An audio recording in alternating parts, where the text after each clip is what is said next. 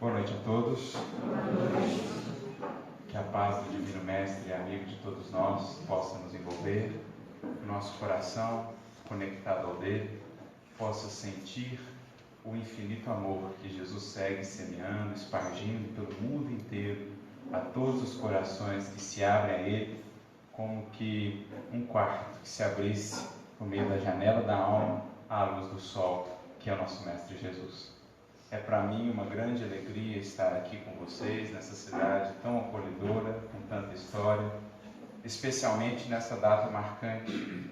Gostaria de deixar aqui os meus parabéns à casa, a todos os trabalhadores da casa, na pessoa do Paulo, na pessoa da Lindáurea, que tão bem nos acolheram, com tanto carinho. Certamente, quando vemos uma casa completando esses aniversários, nós vamos vendo que os corações que aqui se congregam têm conseguido manter esse vínculo, esse laço, que é a verdadeira força, a verdadeira argamassa de uma casa espírita, que é a fraternidade, a caridade em seu sentido mais profundo. Quando vemos uma casa que vem prosperando, que vem crescendo, que vem superando as dificuldades, o nosso coração muito se alegra, porque temos compreendido, ou podemos compreender, que os corações aqui têm entendido a verdadeira proposta de um grupamento espírita, de um grupamento cristão como este. A obra material um dia passará, um dia será história aqui no mundo, mas a obra espiritual aqui edificada, a família aqui construída, essa haverá de permanecer. Então que venham muitos anos mais de trabalho, de serviço a Jesus no bem e no amor, que Deus possa abençoar e inspirar os trabalhadores desta casa nos dois planos da vida. E a nossa proposta de reflexão nesta noite vai girar em torno, digamos, da contemporaneidade, do mundo que temos vivido hoje, desse mundo que passa por um processo de transição, como aprendemos na doutrina espírita, e como já nos revelava Jesus há 2000 anos atrás, em seu famoso e conhecido sermão profético, capítulo 24 de Mateus, seriam momentos difíceis, seriam momentos turbulentos, seriam momentos em que, por abundar a iniquidade, a caridade de muitos haveria de esfriar. Em outras palavras, Jesus já nos alertava para que, nos tempos que temos vivido, estivéssemos muito atentos e precavidos, cuidando e zelando pela chama, pelo calor da nossa caridade, da nossa esperança interior. É preciso buscar meios, aprender com o Evangelho e com a doutrina espírita, para que, apesar das turbulências exteriores que todos temos enfrentado, seja a nível individual, seja a nível coletivo, em termos de nação, em termos de humanidade terrestre, é preciso encontrar no Evangelho e na doutrina espírita meios, caminhos, recursos para que consigamos passar por momentos como este, de muita turbulência, sem desanimar, sem deixar a caridade esfriar, sem perder o sabor pela vida, sem perder o gosto e o valor pela infinita bênção que é viver, que é estar aqui partilhando das experiências, das lutas que são efetivamente os recursos que Deus tem para nos burilar, para nos lapidar e formar em nós a obra perfeita que um dia todos seremos, claro, a perfeição relativa de espíritos imortais e perfectíveis. Então a nossa reflexão vai girar em torno dessa problemática que julgamos ser uma das mais graves do mundo contemporâneo. Uma das mais sérias e que tem levado a uma série de dores, uma série de lágrimas, que tem levado muitos corações, muitas consciências ao desânimo, ao abatimento, à desesperança e muitas vezes enganados por esse estado mental, a tomar atitudes de completo desespero, de extrema dor, adentrando portas falsas que julgavam serem portas que os livraria do sofrimento, mas adentrando essas portas, encontrando mais e mais dores ainda, mais e mais lutas. No mundo que vive aí as lutas, com extremas dificuldades, com o suicídio, com a depressão, com as dores da alma, nós precisamos urgentemente refletir e meditar acerca do sentido da vida, acerca do porquê da vida. E por que meditar sobre o porquê da vida? Porque a gente vai perceber que justamente é pela perda desse sentido, é pela perda ou pelo desconhecimento desses porquês que muitas vezes a alma se encaminha para essa desesperança, para essa perda do sabor e do valor da existência, para essa fuga desesperada da existência. Então nós precisamos, com as ferramentas e as lentes poderosas que o Evangelho e o Espiritismo vêm nos trazer, meditar acerca desse tema, a fim de que possamos, por nós mesmos ou de nossa parte, encontrar esse valor e esse sabor, a fim de que possamos também contagiar, tocar e inspirar a vida daqueles que convivem conosco e que têm perdido essa condição ou essa característica. É preciso que busquemos, como Jesus já orientava aos seus discípulos, e claro, por consequência a todos nós, falava ele para a posteridade, falava ele ao espírito imortal, é preciso nos esforcemos por sermos nós a luz que brilha e que contagia, que desperta, que reanima aqueles que caminham pelas trevas da desesperança, do pessimismo e da dor. É preciso que sejamos nós o sal que não é insípido, o sal que realmente salga a vida. É preciso que sejamos nós aqueles que em nossa existência possa se ver o quanto uma vida pautada nos valores do Cristo e do Evangelho é uma vida saborosa, é uma vida que vale a pena viver, é uma vida que, embora não isenta de lutas e de dificuldades, é uma vida saborosa, é uma vida que contagia, é uma vida que encanta e que desperta. Porque de que adianta estarmos nós de posse desse conhecimento e de todas essas informações, se temos sido nós também o sal em si, se temos feito nós também parte desse conjunto já numeroso de consciências que vive nesse dissabor pela vida. É preciso que façamos esse esforço para sermos sal. Para sermos aquele sal que, embora muitas vezes anônimo, não visto, não reconhecido, sente-se a diferença, sente-se a sua ausência quando não mais ali está. Porque o sal é assim, embora não o vejamos, a sua falta é sempre sentida. Embora não o vejamos, quando ali não está, a comida perde o seu sabor. O cristão é convidado a ser assim, anônimo muitas vezes. Passa pelo mundo, sem as glórias do mundo, sem as ilusões do mundo, mas deixa uma profunda saudade quando não mais ali está. Cria aquele vínculo, aquela lembrança cultivada com todo carinho naqueles que tiveram a oportunidade de com ele conviver. Isso é ser o sal. Isso é encontrar sentido para a sua vida. E, claro, inspirar os outros a fazê-lo também. Dar, de algum modo, sabor, dar, de algum modo, sentido às existências que, porventura, venham a conviver com ele. E é sobre isso que aqui nós gostaríamos de falar. Para que a gente medite melhor nas circunstâncias que nos cercam, para ver que o mundo de hoje é o mundo que quer nos impelir a fugir de um contato mais profundo conosco. É um mundo que, cultivando valores como o hedonismo, como o consumismo, como o imediatismo, como o individualismo, é um mundo que vai aos poucos sugando da vida esse sabor. É um mundo que aos poucos vai tirando da vida esse sentido, porque vai escravizando as criaturas e os corações apenas ao ilusório, apenas ao transitório, apenas aquilo que é efêmero e que por si só não é capaz de sustentar uma existência, sobretudo nos momentos mais difíceis. Mas é o que o mundo de hoje faz com as consciências. É o que o mundo de hoje tem feito com a civilização. Incentivando e estimulando uma civilização que busca apenas a satisfação e o prazer imediato.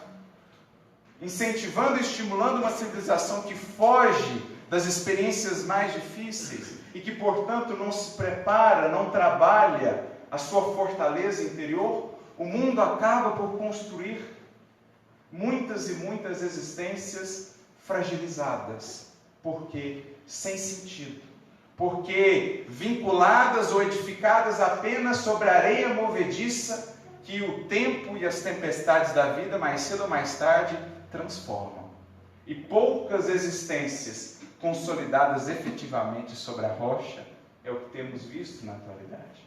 Sobre a rocha dos valores imperecíveis, sobre a rocha daquilo que é eterno, sobre a rocha daquilo que resiste ao tempo e a todas as mudanças, a todas as circunstâncias difíceis que porventura venham a cruzar o nosso caminho. Uma sociedade que, fugindo do sofrimento a todo custo, acaba encontrando em grau superlativo. Porque, ao invés de enfrentá-lo, suportá-lo e com ele crescer, buscando a força no trabalho no bem, na oração, na esperança, é uma civilização ou um conjunto de existências que acaba por se fragilizar. Então a gente precisa urgentemente voltar a refletir sobre sentido e porquê da vida.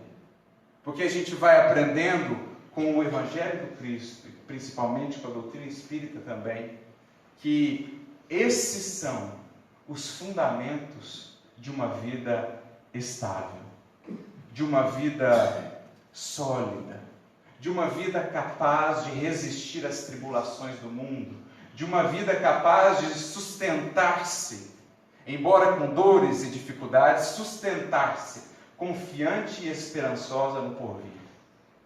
Só esse horizonte que o sentido e os porquês da vida nos trazem, nos dão a força necessária para seguir adiante, apesar dele.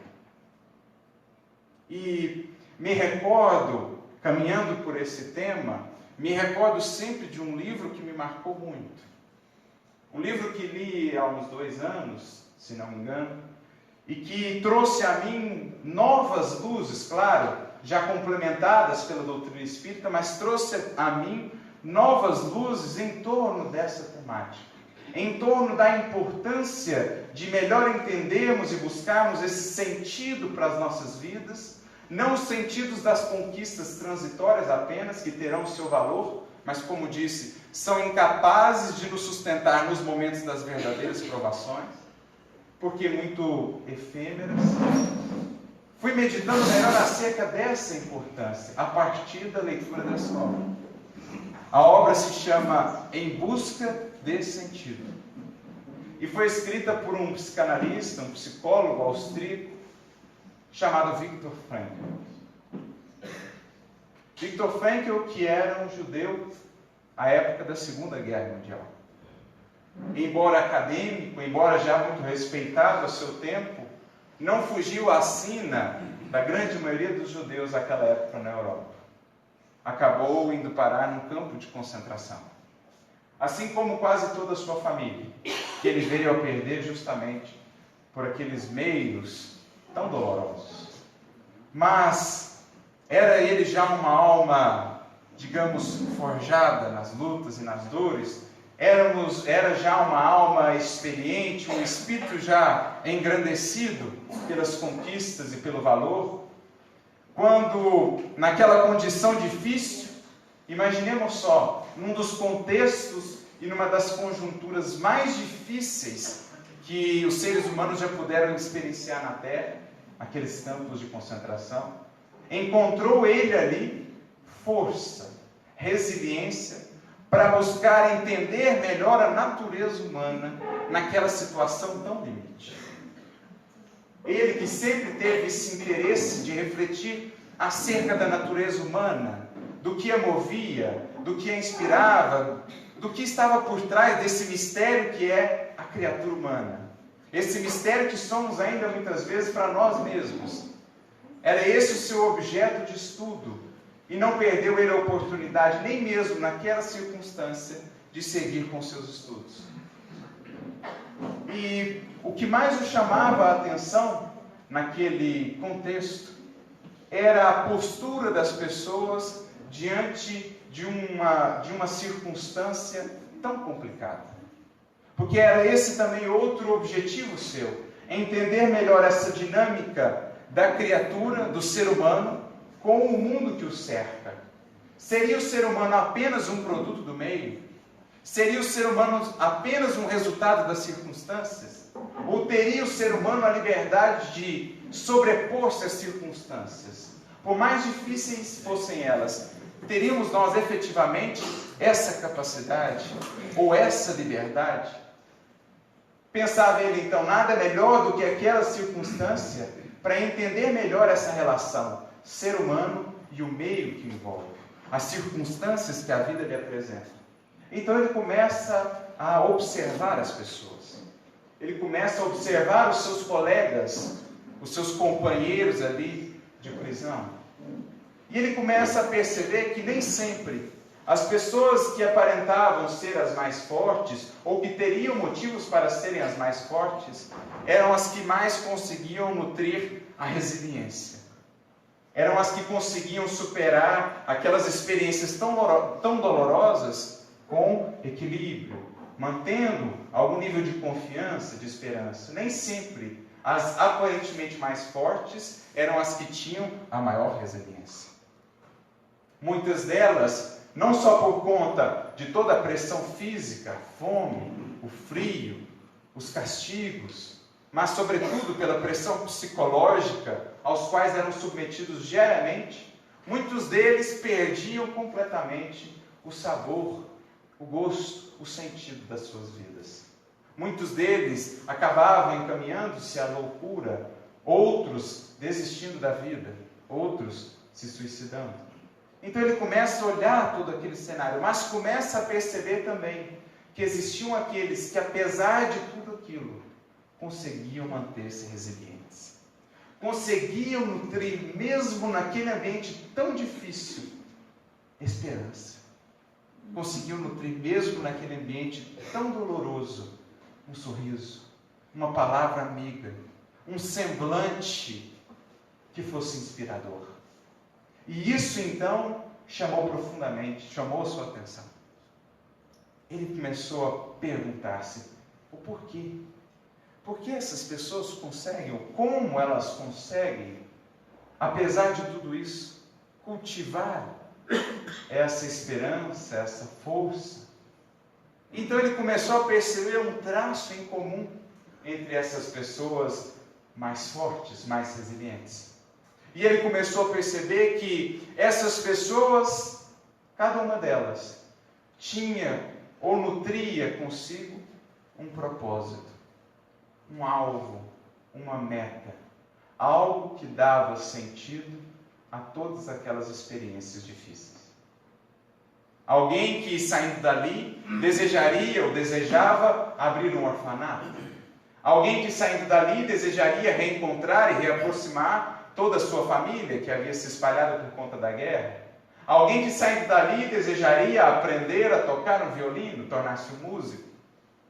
Ele foi percebendo que essas pessoas que mantinham-se firmes e confiantes tinham um propósito, tinham um objetivo. E era justamente esse objetivo, esse propósito, esse porquê que dava sentido a todas aquelas experiências. Que dava a eles força com a qual lutar.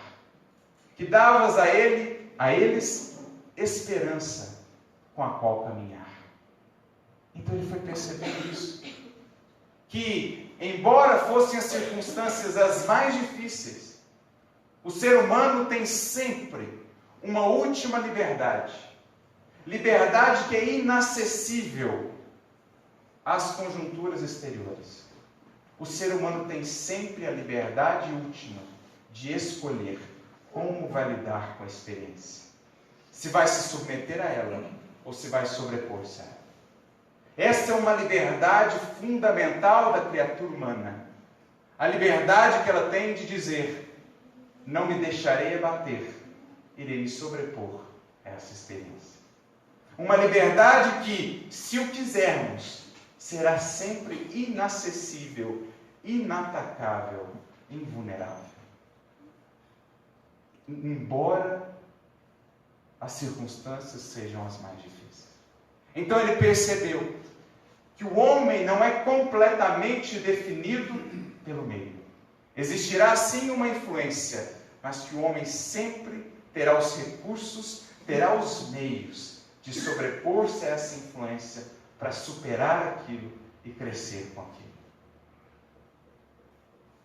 Então, após todo esse estudo, ele vem a desenvolver, após sobreviver àquela experiência difícil, voltar ao trabalho, vem ele a desenvolver a sua escola de pensamento chamada logoterapia, ou a terapia da busca pelo sentido. A terapia que busca devolver e ensinar a criatura a buscar o sentido. Porque ele aprendeu, e escreverá isso no seu livro, que não são as circunstâncias que tornam a vida insuportável, que tornam a vida um fardo impossível de ser carregado, mas sim a perda de sentido. As circunstâncias podem ser extremamente dolorosas, mas a criatura que encontra meios, que encontra recursos para dar um sentido e um significado a tudo aquilo, torna-se extremamente forte e resiliente para sobrepor-se àquilo e sair do outro lado dessas experiências mais fortalecida. Daí a importância de entender ou de buscar e cultivar sentido em nossas vidas. Porque o sentido é o combustível, é o horizonte que enxergamos que nos faz redimensionar as experiências difíceis pelas quais temos passado. Diante de um horizonte que enxergamos além, diante do alvo que vemos para depois da experiência, é que nós redimensionamos aquela experiência e enxergamos não mais como algo intransponível, mas agora como mais um degrau a ser trilhado ou vencido em direção à meta. É o horizonte que me dá, ou a meta a ser alcançada que me dá o caminho a ser trilhado, porque quando não há objetivo, não há caminho. Só há caminho quando tem um objetivo, quando vislumbra algo que deseja alcançar. Quando perco esse algo, perco também o rumo, o caminho, o estímulo para caminhar. Então, meditando sobre tudo isso, ele chega a dar uma frase, ou trazer uma frase em seu livro que é, de certo modo, um resumo de toda a obra. Uma frase que não é sua, na verdade é de um filósofo anterior a ele, paradoxalmente Nietzsche, que viria a dizer: quem tem um porquê suporta quase qualquer como. Poderíamos acrescentar de nossa parte: suporta qualquer como. Então ele traz essa frase como um resumo de tudo que ali pôde aprender. São os porquês que nos dão força para superar os comos. Sejam esses comos quais forem. São os porquês que enriquecem a nossa vida. São os porquês o combustível da nossa alma. São os porquês a força que nos move. É o horizonte que nos impele a caminhar. Como dizia certa vez também Eduardo Galeano, contando acerca da experiência de um amigo seu, professor, quando um aluno seu perguntou a ele: para que serve a utopia, professor? Poderíamos aqui adaptar essa fala: para que serve os nossos alvos, as nossas metas, sobretudo aqueles mais distantes, aqueles mais ideais, muitas vezes tidos para o mundo como utópicos. Para que serve isso, professor? E então ele respondeu ao seu jovem aluno: você me pergunta para que serve esse horizonte ou essa utopia? E eu te digo que essa utopia ela está lá, no horizonte. Eu caminho 2 passos, ela caminha 2 passos. Eu caminho 10 passos, ela caminha 10 passos. Você me pergunta então para que serve ela? E eu te respondo: justamente para isso, para que eu siga caminhando. Na tentativa de alcançá-la, inspirado em buscar esse ideal, eu encontro sempre forças para seguir caminhando. Daí a importância dos porquês. Daí a importância de agregar à nossa vida porquês, ou horizontes que não se prendam apenas ao imediatismo. Porque, como falei, porque a vida de hoje tem perdido tanto sentido, porque nos apegamos apenas aqui e ao agora, ao que é transitório, ao que fere os sentidos, mas e os ideais? E os valores maiores que estão lá, distantes, e que, portanto, são justamente aqueles que nos amparam, ou nos permitem redimensionar as dificuldades do presente? Onde está o horizonte mais vasto dos valores nobres, das virtudes, como as verdadeiras metas e objetivos da alma, que são justamente aqueles únicos capazes de tornar um grande obstáculo no presente algo pequenino, quando olhamos um pano de fundo tão vasto, que é o pano de fundo dos ideais. Um mundo que prende a nossa vida apenas ao agora não é capaz de dar esse horizonte, não é capaz de elevar o nosso olhar, não é capaz de nos mostrar mais além. E então tudo que é dificuldade e obstáculo ganha em tamanho e se torna quase que intransponível. Por quê? Nos prendemos ao terra a terra, olhamos muito para o chão e esquecemos de olhar para as estrelas. Olhamos muito para o agora e esquecemos de olhar para o infinito, para a eternidade. Aí a importância de recuperar o porquê. E esse porquê não será forte o suficiente se não estiver vinculado justamente àquilo que não é transitório, mas sim eterno. Esse porquê só será suficientemente forte se estiver vinculado aos valores do Espírito, se estiver vinculado à nossa destinação, aquilo que é o futuro que nos aguarda, que nos está reservado a todos na condição de todos nós, de filhos de Deus, com infinitos potenciais e com um futuro infinitamente belo e grandioso pela frente. Se os nossos porquês não estiverem vinculados, atrelados a isso, estaremos ainda apegados ao agora e sujeitos a toda impermanência, a toda oscilação da vida na matéria. Só encontramos estabilidade na dimensão ou na realidade do Espírito. Só o que é do Espírito permanece. Tudo mais, o tempo consome, as tempestades levam consigo. Como já Jesus nos dizia há 2000 anos, ao encerrar o seu Sermão do Monte, quando dizia: tolos são aqueles que constroem sobre a areia movediça dos valores do mundo, das conquistas apenas do mundo. Aqueles que constroem o castelo de sua estabilidade, da sua paz e da sua felicidade sobre a areia movediça. Mas prudentes, sábios são aqueles que edificam a sua casa, que edificam a sua estabilidade, o seu equilíbrio e a sua paz sobre a rocha dos valores imortais do Evangelho. Só esses terão fortaleza suficiente, terão um ânimo suficiente para vencer as tempestades da vida. É isso que nós precisamos resgatar. Esses porquês em sentido mais ampliado, esses porquês que não se prendem ao curto espaço de uma encarnação, esses porquês que transcendem a vida material, esses porquês que nos projetam um futuro imenso que nos aguarda. Porque a nossa esperança, a esperança cristã, não se funda apenas no breve tempo de uma encarnação. A esperança com Cristo é algo que se funda na eternidade. Nós não esperamos em Cristo apenas em uma vida, como dizia o apóstolo Paulo na sua carta aos Coríntios. Se esperamos em Cristo apenas para esta vida, somos as mais miseráveis de todas as criaturas.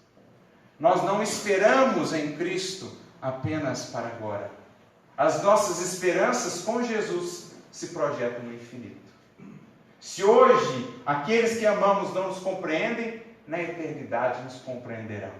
Se hoje todo o esforço que temos feito não é bem visto, ou não é compreendido, um dia o será. Se hoje as lutas têm sido grandes e imensas, a eternidade aí está a nos aguardar com seu abraço acolhedor e com o infinito amor que nos espera. As nossas esperanças em Jesus, os nossos porquês com o Evangelho, não se resumem, não se prendem ao aqui e ao agora.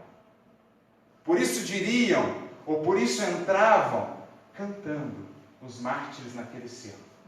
Porque sabia que aqueles momentos ali eram breves, mas que os aguardava a vida em eternidade com Jesus.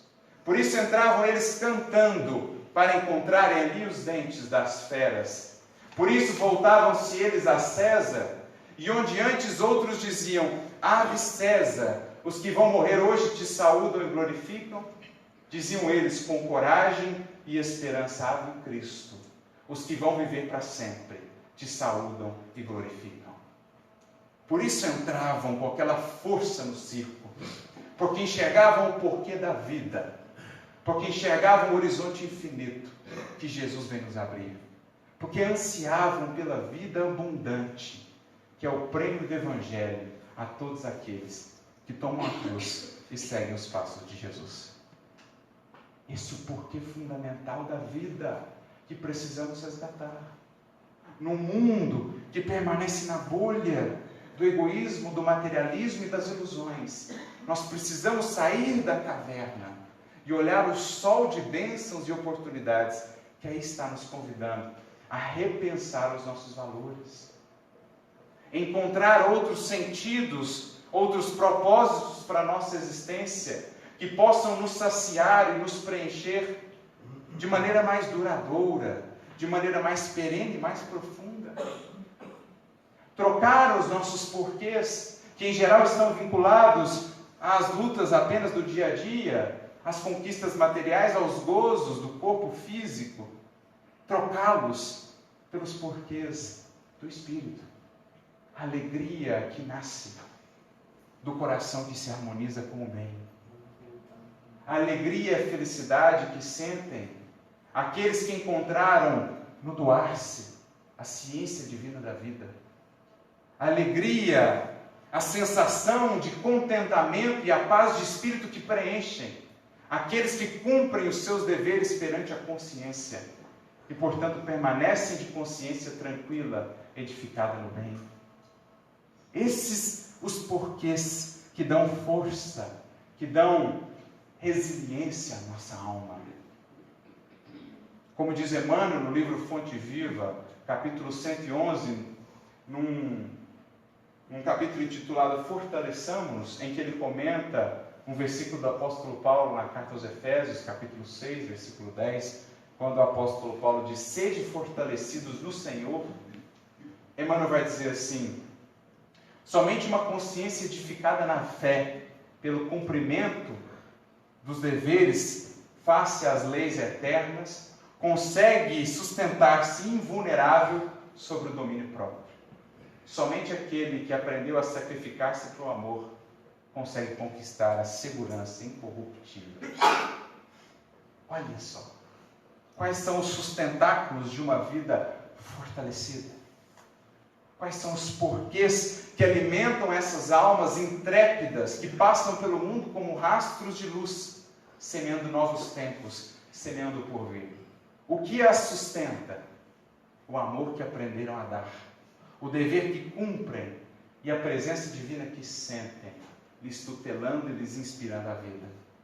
Presença que sentem em si mesmos, presença divina que faz presente em si mesmos e que, portanto, os preenche de vida, de amor e de sentido.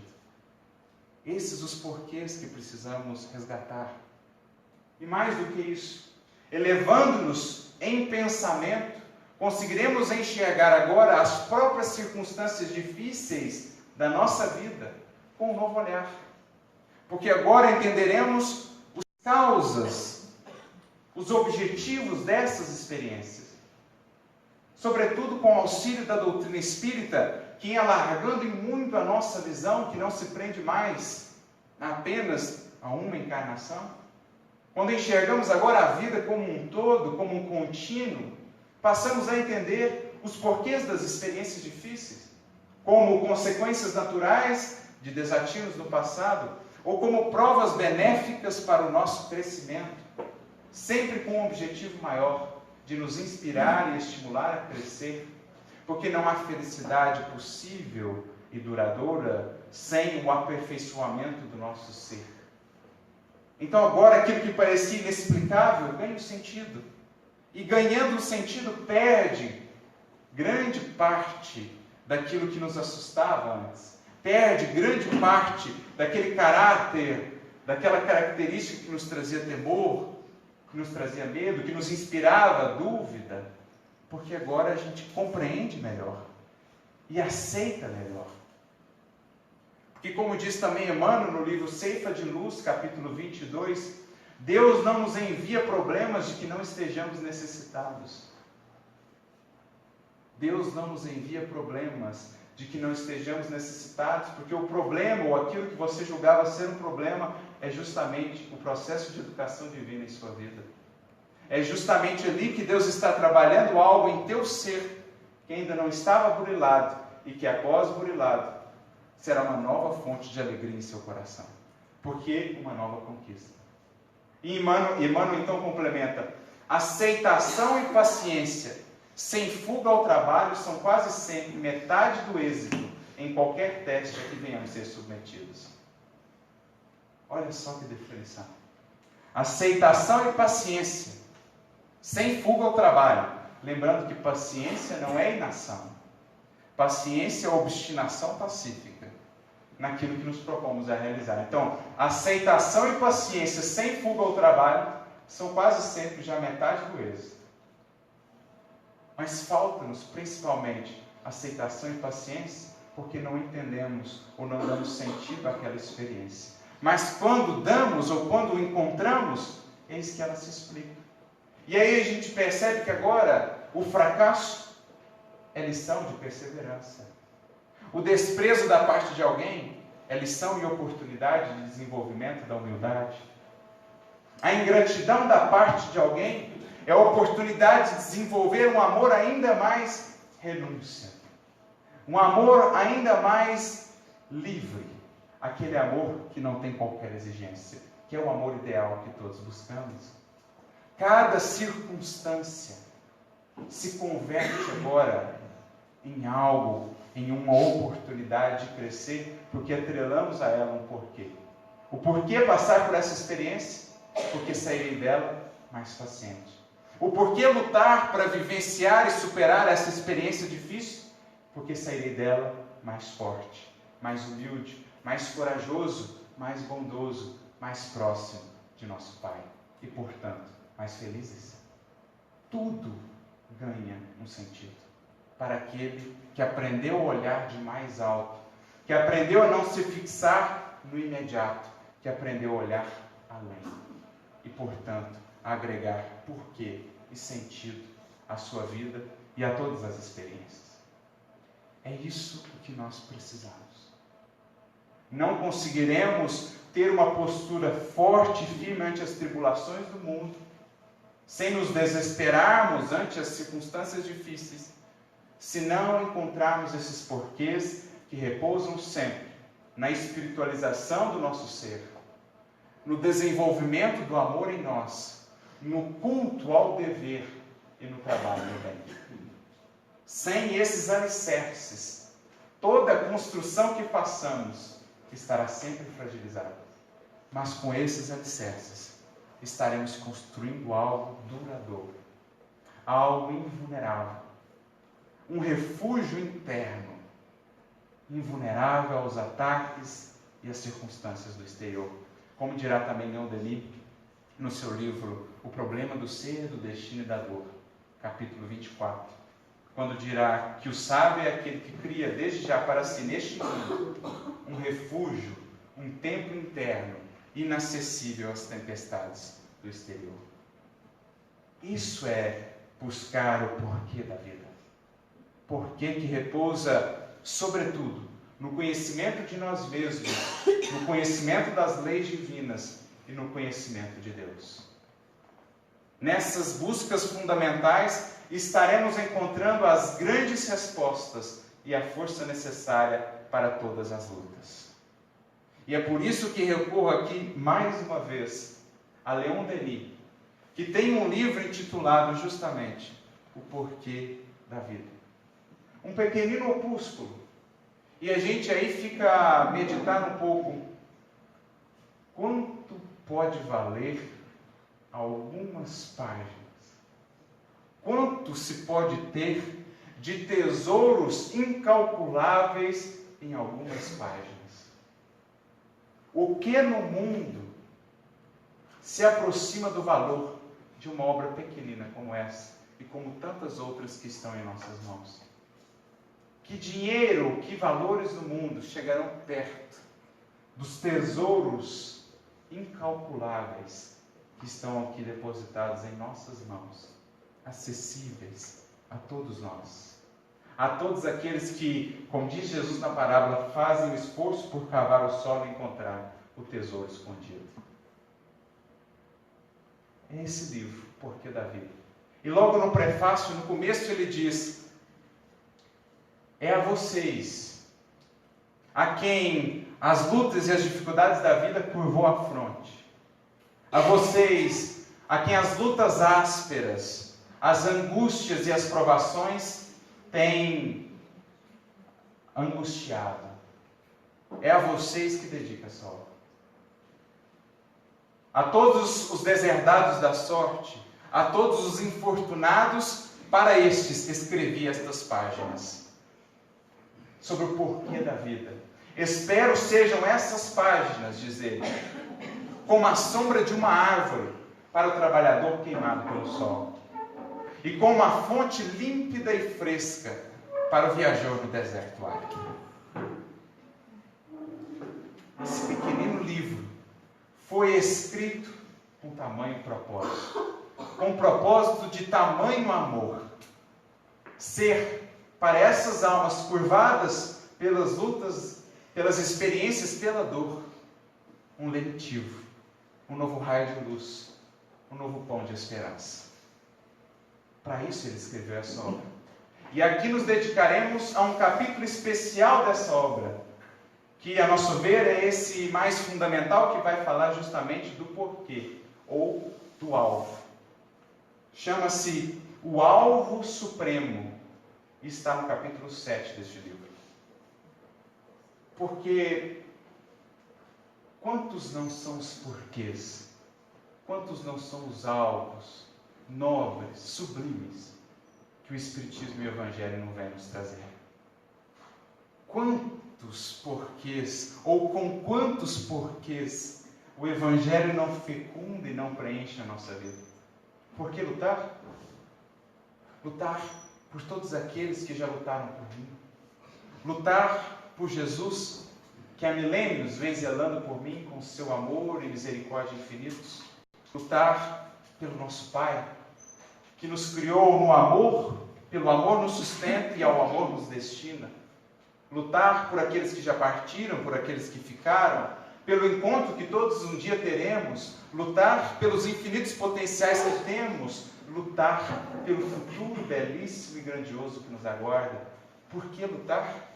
O Evangelho nos dará um infinito de porquês, fecundando a nossa vida, com alvos e metas supremos, sublimes. Por isso intitula ele o seu capítulo O Alvo Supremo. Porque o Evangelho e o Espiritismo vão nos mostrar o alvo supremo da vida de todos nós, esse futuro que nos está reservado. Então ele diz assim: ó homem, ó meu irmão, tem fé em teu destino, pois ele é grandioso. Pensa no teu destino. Quando esqueceres ou quando estiveres sufocado pelas lutas da vida, reserva um tempo para meditar, reserva um tempo para orar, reserva um tempo para ir ao semelhante no serviço do amor e pensa um pouquinho no destino que Deus nos reservou. Olha para essas estrelas que preenchem o céu noturno e pense: o meu destino ali repousa. O meu destino é conhecer tudo isso, porque essa é a herança de Deus para nós. Não só o que vemos com esses olhos, porque se o que vemos com esses olhos já é infinitamente belo, gente, imagina o que esses olhos não podem ver. Imagina o que esses ouvidos não podem ouvir. Imagina o que não nos espera. Então pense no seu destino e tenha fé nele, porque ele é grandioso. Seja você quem for, todos chegaremos ao mesmo lugar. Todos um dia chegaremos lá. Nascestes com faculdades incultas, com aspirações ilimitadas, e a eternidade te é dada para desenvolveres umas e satisfazeres as outras. Isto é, desenvolver as suas faculdades incultas, que estão aqui como sementes, as mesmas que em Jesus já são frutos, estão em nós na forma de sementes, e a eternidade nos é dada para desenvolvê-las e para satisfazer as aspirações da nossa alma. Aspiras um dia a conhecer e a entender melhor a ciência? Isso te será dado.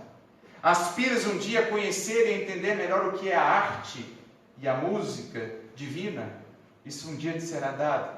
Aspiras um dia a conhecer o que são esses planetas e sóis e constelações que ouvimos falar nos jornais e que lemos nos artigos? Isso um dia te será dado. As aspirações nobres da sua alma um dia serão todas atendidas. Tenha, portanto, fé nelas.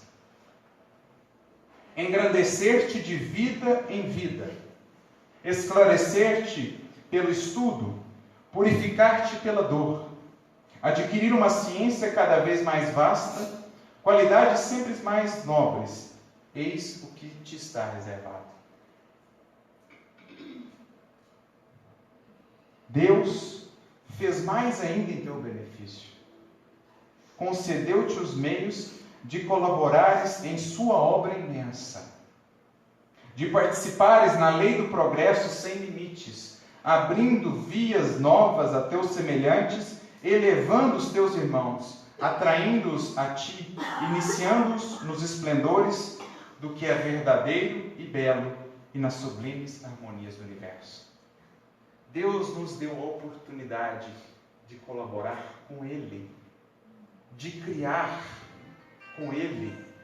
Deus nos deu a possibilidade de sermos copartícipes, companheiros seus na criação. Não nos fez para sermos apenas robôs, fez-nos para sermos seus filhos, não apenas servos, mas filhos. Filhos que partilham com o Pai a administração da casa. Como diz Jesus no seu Evangelho, no Evangelho de João. O progresso das almas e dos mundos não será a realização dessa obra. Esse trabalho gigantesco, fértil em gozos, não será preferível a um repouso insípido e estéril. Veja só, insípido, sem sabor e estéril. Colaborar com Deus, exclamação. Levar a efeito em tudo e por toda parte o bem e a justiça. O que poderá haver de maior e de mais digno para o teu espírito imortal? O que pode haver de maior do que isso, gente? O que são as conquistas e as lutas do mundo diante desse ideal? Semear por onde formos a justiça, o bem, o amor. Sermos, onde estivermos, instrumentos do Criador. Sermos aqueles livros ou as cartas vivas, como diz o apóstolo Paulo, onde se poderá ler o poema de amor da criação divina. O que pode haver de mais digno, de mais elevado do que isso? Ergue, pois, o teu olhar e abraça as vastas perspectivas do teu futuro infinito. Tira o teu olhar de terra a terra e olha mais além. Abraça esse teu futuro. Trabalha por ele. recolhe desse espetáculo a energia necessária para afrontar os vendavais e as tormentas mundanas. Então é meditando sobre isso, mais do que isso, sentindo esse futuro e a beleza dessa criação que a gente vai aurir a força para afrontar todas as tempestades. Caminha, valente lutador. Transpõe as escarpas que conduzem às sumidades designadas sob os nomes de virtude, dever e sacrifício. Não te entretenhas pelo caminho a colher florezinhas das moitas, ou a divertir-te com coisas pueris. Avante e sempre avante, como era o dístico de Leon Denis. Sempre ascendens, sempre mais adiante, sempre avante. Vês nos céus esplêndidos esses astros reluzentes, esses sóis inumeráveis arrastando em suas evoluções prodigiosos cortejos brilhantes de planetas? Quantos séculos acumulados para formá-los? Quantos outros séculos não serão necessários para dissolvê-los? Pois bem, dia virá em que todos esses focos se extinguirão, em que todos esses mundos gigantescos deverão desaparecer para dar lugar a novas esferas, a novas famílias de astros emergindo das profundezas abismais. O que vês hoje não perdurará. O sopro do infinito varrerá para sempre a poeira desses mundos gastos. Mas tu viverás. Tu viverás sempre, prosseguindo a eterna jornada num seio de uma criação renovada incessantemente. O nosso sol um dia vai ser poeira. A nossa terra um dia será poeira. E nesse dia, tu lá estarás. Muito provavelmente já como um espírito superior, quem sabe, estarás a contemplar a efemeridade do que é transitório, da matéria. Milhões e milhões de séculos, um piscar na eternidade. Mas tu viverás. Viverás para contemplar tudo isso e todos os novos sóis que virão, todos os novos planetas que surgirão como palcos da vida e da evolução. Que serão, pois, para a tua alma purificada, engrandecida, as sombras, os cuidados da época presente? Acidentes efêmeros da viagem não deixarão em nossa memória, senão tristes ou doces lembranças. Diante dos horizontes infinitos da imortalidade, os males do presente, as provas suportadas, serão como a névoa fugaz no meio de um céu sereno. Como falei, projetando como pano de fundo o horizonte infinito da eternidade, tudo que é dificuldade será apenas como uma névoa, mais cedo ou mais tarde, dissolvida pelo sol da verdade e do amor. Conclui ele, portanto, considera no seu justo valor as coisas terrenas. Sem dúvida, não deverás desdenhá-las, porque são necessárias ao teu progresso. A tua missão é contribuir para o teu aperfeiçoamento, melhorando-te a ti mesmo. Mas não prendas exclusivamente nelas a tua alma e busca, antes de tudo, os ensinos em que se contiverem, Graças a eles, compreenderás que o alvo, poderíamos dizer, o porquê da vida, não é de gozos ou venturas, mas o aperfeiçoamento por meio do trabalho, do estudo, do cumprimento, do dever inerente à alma, personalidade que encontrarás além do túmulo, tal como tu mesma trabalhaste nesta existência terrestre. Eis o alvo supremo de nossas vidas. Eis o porquê, amigos, que precisamos tanto resgatar, a começar por nossa própria vida, dando a ela esse sabor, preenchendo ela de sentido, de amor, a fim de que possamos também contribuir, contagiar e inspirar aqueles que conosco têm caminhado.